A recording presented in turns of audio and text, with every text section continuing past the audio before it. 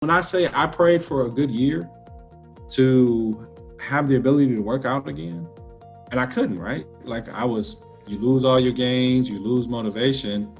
And I still remember the DM I sent you and you said, do you want an evaluation? I'm like, no, but yes. And and I did it. And I never would have thought that in 1 year, I would have gone from not being able to lift anything to really being able to lift the same weight or better weight. But the difference between lifting weight is the mindset. I don't have that fear, that gnawing fear in the back of my head, like I'm going to get hurt.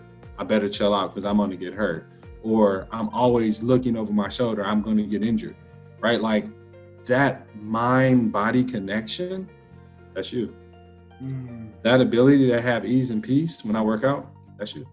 Oh, man. I can't even express the amount of gratitude. Or I don't have enough money to pay you for what you've given me back. So, oh man, thank you. That's for you.